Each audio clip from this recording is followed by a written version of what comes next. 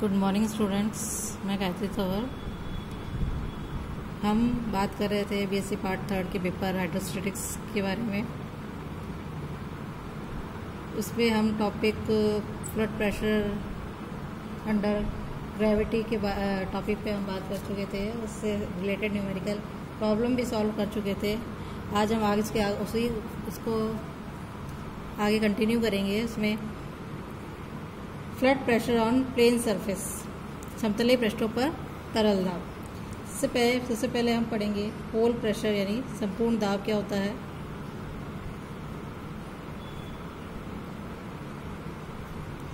संपूर्ण दाब पढ़ने के लिए सबसे पहले हम जानते हैं कि जब एक पृष्ठ किसी तरल के संपर्क में आता है, उसके प्रत्येक बिंदु पर तरल दाब उस बिंदु पर अभिलंब दिशा के अनुदिश होता है। हम जानते हैं कि इसे हम यहाँ से स्टार्ट करेंगे कि जब एक पृष्ठ किसी तरल के संपर्क में रहता है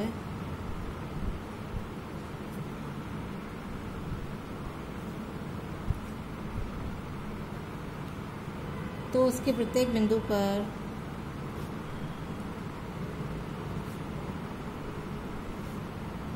तरल दाब जो है वो हम जानते हैं इस बात को, उस बिंदु पर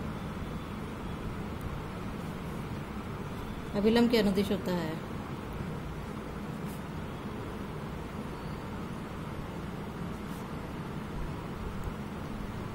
अतः यदि हम पृष्ठ समतलीय लें या यदि पृष्ठ समतलीय क्षेत्र हो तो इसके प्रत्येक बिंदु पर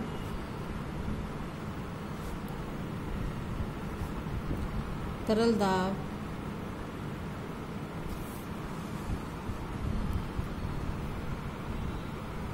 एक ही दिशा में क्षेत्र के लंबवत होगा।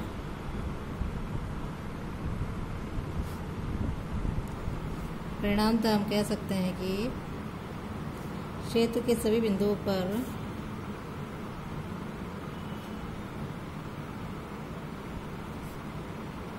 तरल दाब समांतर बलों का एक निकाय है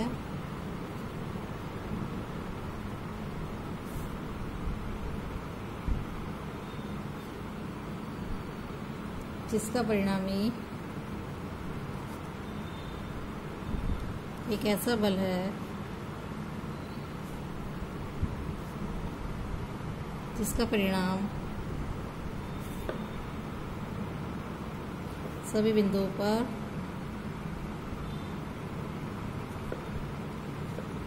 तरल दाबों के बीजीय योग के बराबर है।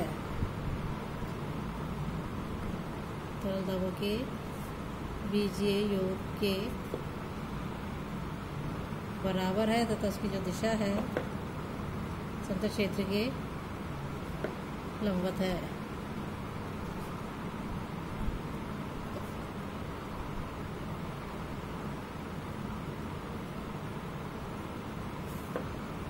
यही परिणामी बल जो है हमारा परिणामी समतलीय बल, समतलीय क्षेत्र पर परिणामी समतलीय क्षेत्र पर परिणामी तरल दाब जो है वो हमारा या परिणामी प्रणोद कहें, इसे हम प्रणोद भी कह सकते हैं, कहलाता है। शॉर्ट वे में कहें हम कि किसी पृष्ठ चाहे वह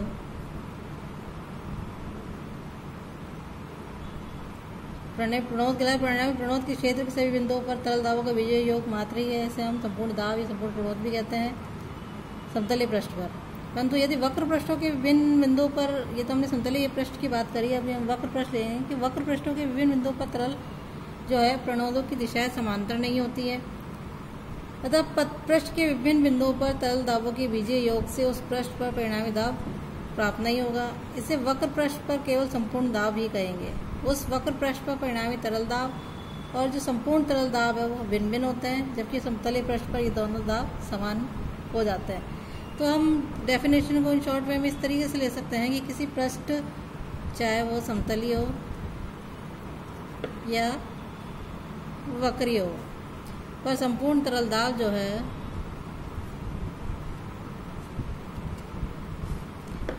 संपूर्ण तरल दाब उस पृष्ठ के सभी बिंदुओं पर लगे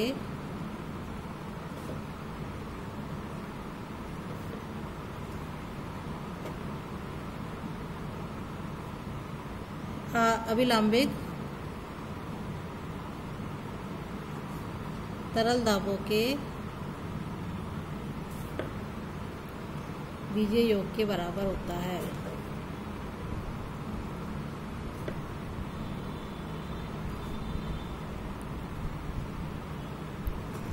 इस तरह से डिफाइन कर सकते हैं। अब है हमारा समतलीय पृष्ठ पर संपूर्ण दाब। नेक्स्ट टॉपिक हम पढ़ेंगे समतलीय पृष्ठ पर संपूर्ण दाब, whole pressure on a plane surface.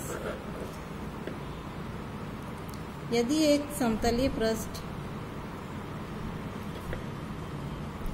एक समबांगी द्रव में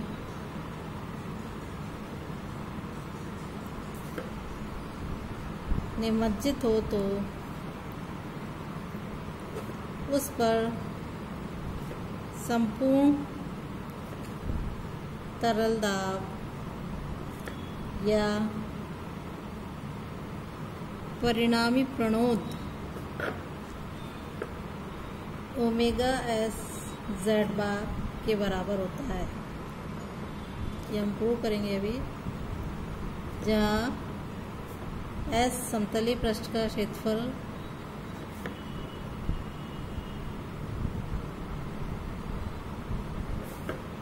जेड बार क्षेत्र एस के गुरुत्व केंद्र की मुक्त पृष्ठ से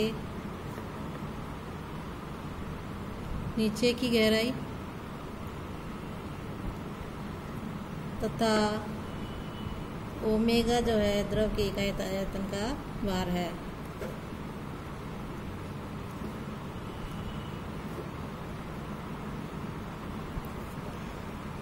इसको प्रूव करने के लिए हम यहाँ ले लेंगे दो स्थितियाँ होंगी इसके अंदर भी।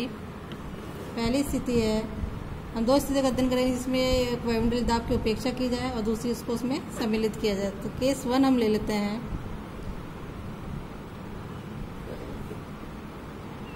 केस फर्स्ट है हमारा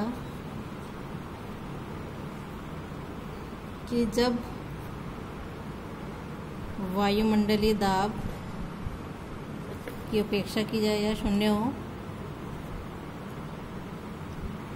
इसका डायग्राम हम ले लेते हैं।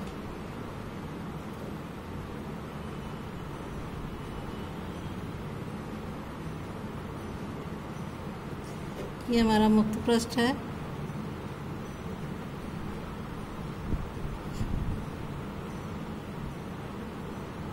और यह एक समतलीय पृष्ठ है जिसका क्षेत्रफल S है और यहाँ पॉइंट है इसके अंदर।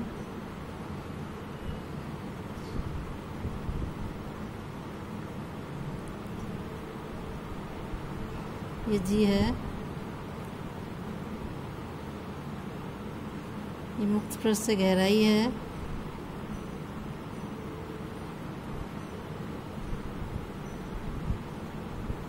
ये अल्फ़ा 1 है, अल्फ़ा 2 ये वाली हो गई, ये अल्फ़ा 3 और ये गहराइयाँ हो गई। ये Z2 हो जाएगी, ये Z3, ये Z1 और इसकी गुरुत्व केंद्र की जो गहराई है वो Z बार ले ली। द्रव में डूबा हुआ है ये समतलीय पृष्ठ। ऑलराइट, तो अब सबसे पहले हम माना दिए गए पृष्ठ S को हमने अनंत अति लघु क्षेत्रों में विभाजित किया।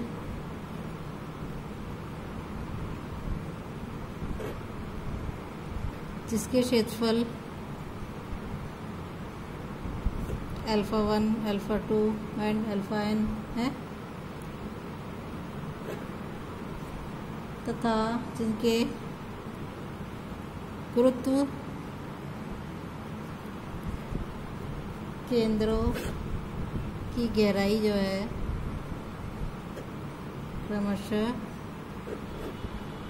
Z1, Z2, Z3 and so on है। चूँकि विभाजित क्षेत्रों का क्षेत्रफल जो है, विभाजित क्षेत्रों का क्षेत्रफल बहुत छोटे हैं, अतः उन पर तरल दाब हम एक समान मान सकते हैं।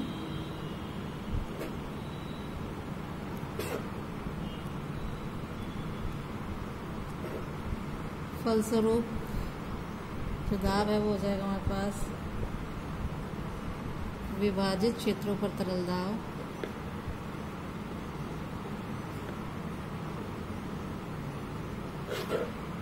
क्रमशः हो जाएंगे हमारे पास omega Z1 alpha 1, omega Z2 alpha 2, omega Z3 omega alpha 3 and so on ये होंगे। अब हम ले लेते हैं पृष्ठ S पर संपूर्ण तरल दाब क्या होगा।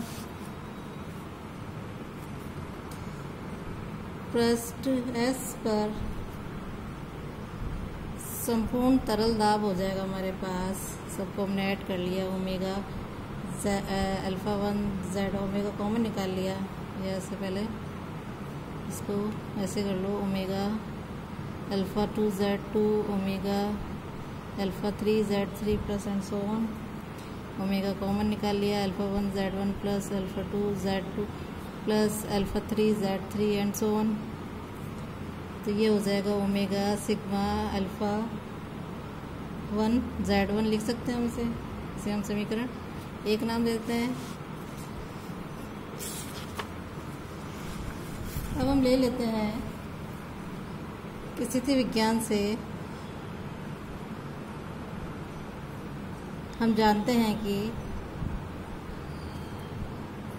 हम पढ़ चुके हैं पहले कि जो यदि यह समतली पृष्ठ के गुरुत्व केंद्र की मुक्त पृष्ठ से गहराई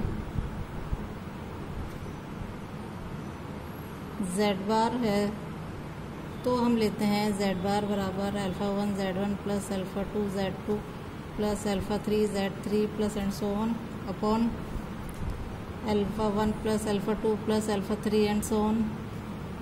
जैसे हम लिख सकते हैं सिग्मा अल्फ़ा 1 Z1 और इसी से सिग्मा अल्फ़ा 1। चूँकि हम जानते हैं कि सिग्मा अल्फ़ा 1 है जो S के बराबर है, तो ये Z बार जो है हमारा हो जाएगा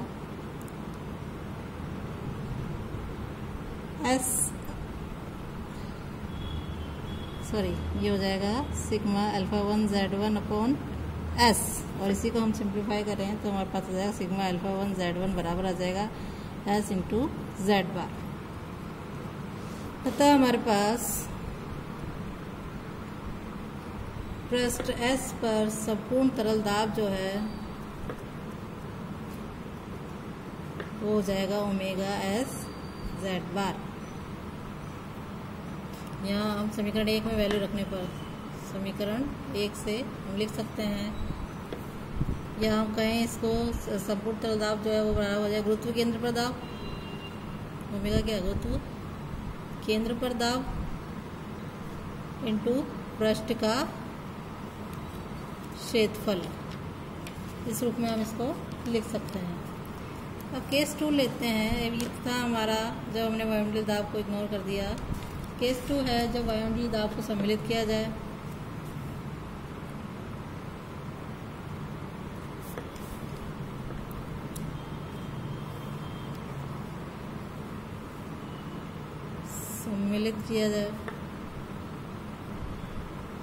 वायुमंडलीय दाब सम्मिलित कर रहे हैं, तब हम ले लेंगे समतल क्षेत्र S का गुरुत्व केंद्र G ले लेके और मुक्त पृष्ठ से गहराई Z बार डैश ले लेंगे। और मुक्त पृष्ठ के ऊपर प्रभावी पृष्ठ की ऊंचाई हम h ले लेंगे। हम यहाँ एक डायग्राम बना लेते हैं।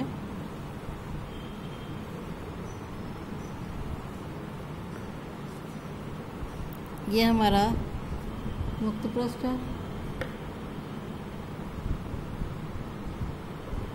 और ये है प्रभावी पृष्ठ। ये ऊंचाई मुक्त पृष्ठ और प्रभावी पृष्ठ के बीच में ऊंचाई h है, तरफ भरा हुआ है।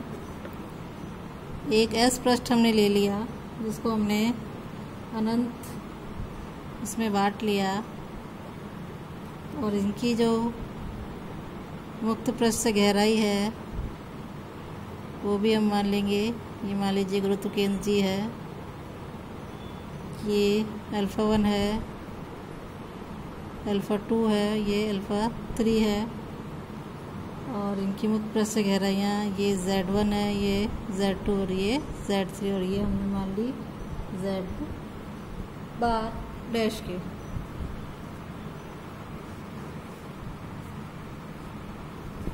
Z बार डैश के मान ली। अब हम ले लेते हैं कि माना समतल क्षेत्र S का गुरुत्व केंद्र G मुक्त पृष्ठ से Z बार डैश गहराई पर तथा द्रव से भरा हुआ है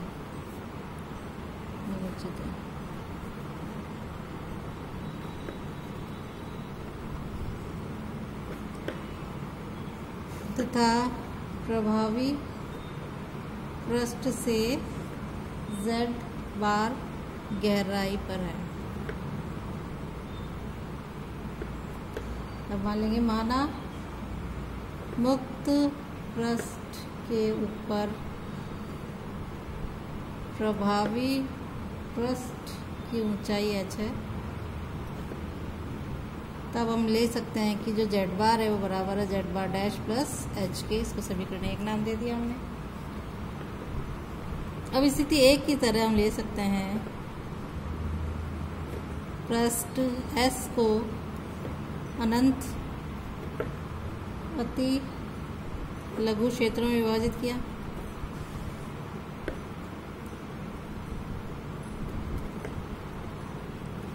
जिसका क्षेत्रफल हो जाएगा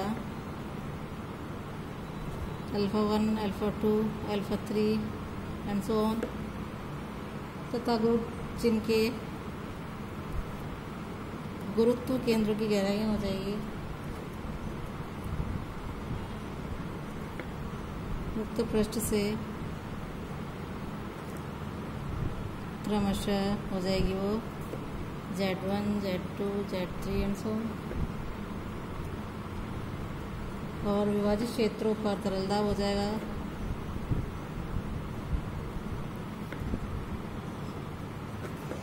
pi plus omega Z1 α1 pi plus omega Z2 α2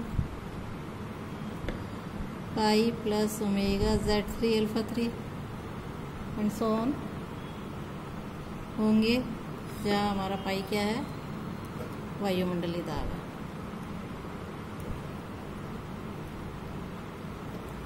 अब हमने ले लिया पृष्ठ S पर संपूर्ण दाब,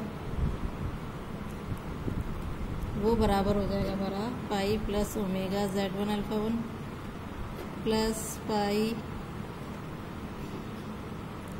plus omega Z2 α2 plus pi plus omega Z3 α3 plus and so on. यहाँ से हमने पाई कॉमन निकाला इसमें से, तो ये आ जाएगा α1 plus α2 plus α3 plus and so on. और दूसरा निकाल लिया ओमेगा कॉमन, तो ये हो जाएगा α1 Z1 plus α2 Z2 plus α3 Z3 plus so on.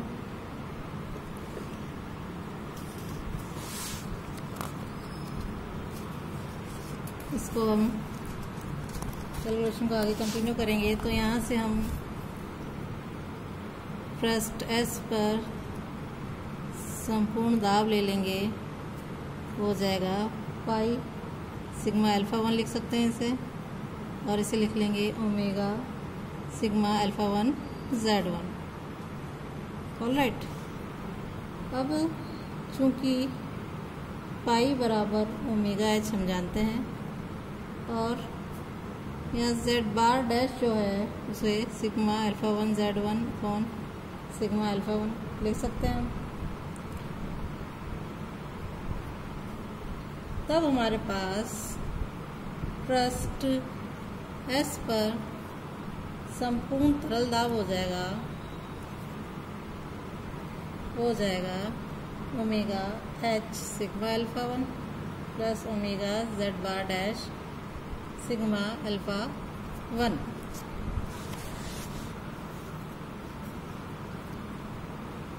और इसे हम ऊपर से लिख दें समीकरण 2 और इसे 3 नाम दे दें, तो ये हो जाएगा ओमेगा एच, इसे एस लिखेंगे, और ये हो जाएगा हमारा ओमेगा Z बार डैश एस।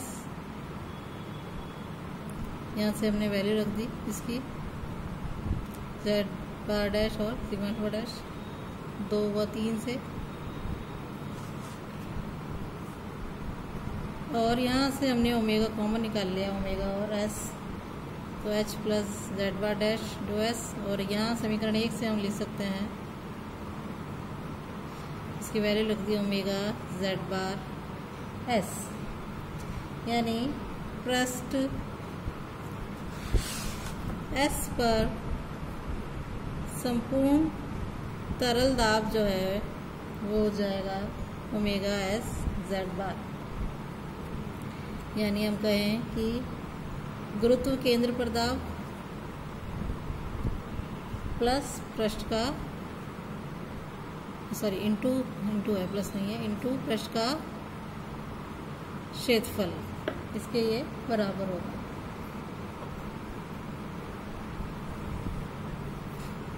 तो हमने देखा कि वायुमंडलीय दाब को हम सम्मिलित करें या नहीं करें, तभी भी हमारे पास जो संपूर्ण पृष्ठ पर तरल दाब है, समतलीय क्षेत्र के पृष्ठ पर संपूर्ण पृष्ठ पर संपूर्ण तरल दाब जो है वो बराबर है गुरुत्व केंद्र पर दाब और पृष्ठ के क्षेत्रफल के गुणनफल के।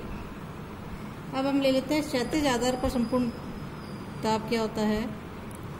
क्षैतिज आधार पर संपूर्ण दाब क्या होता है।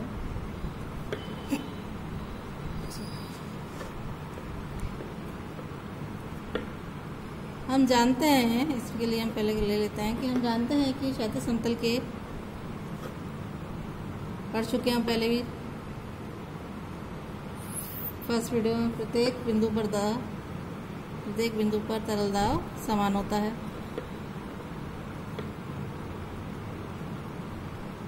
तो हम विभिन्न आकृति के तरल ले लेते हैं।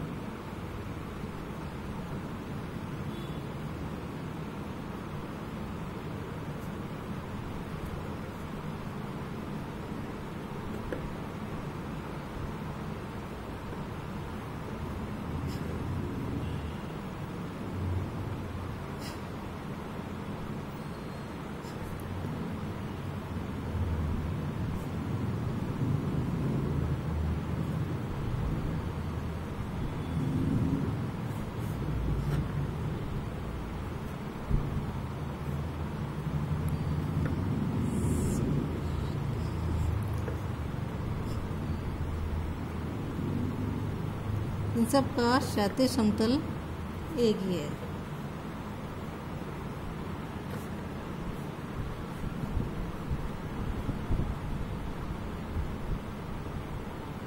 क्षैतिज आधार जो है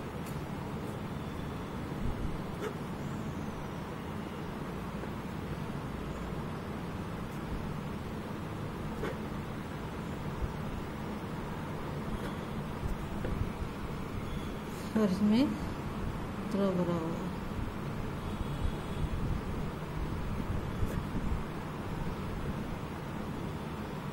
इनमें आकृति ले ली जिसमें समान आयतन के आयतन जो है अलग अलग है, लेकिन क्षैतिज आधार जो है वो एक ही है। तो हम ले सकते हैं इसके अंदर कि अतः एक क्षैतिज आधार पर दाब केवल मात्र उस आधार के क्षेत्रफल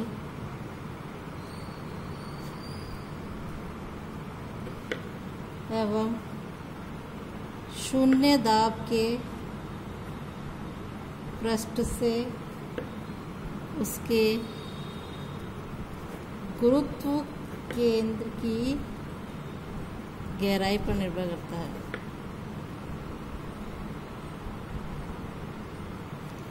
अतः हम कह सकते हैं कि या हम निष्कर्ष निकाल सकते हैं कि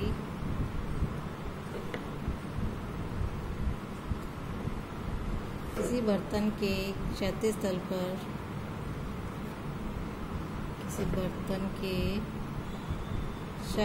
तल पर दाब उसकी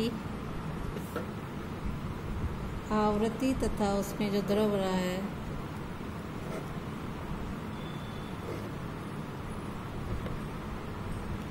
उसके भार पर निर्भर नहीं करता।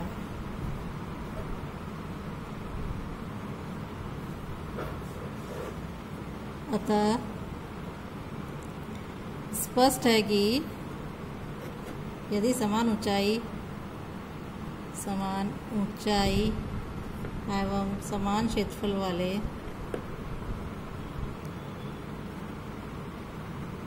क्षैतिज आधार के विभिन्न आकार के कोई बर्तन एक ही द्रव से भरे जाएं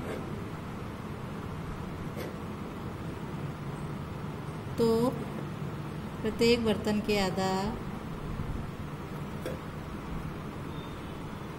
पर तरल दाब बराबर होगा,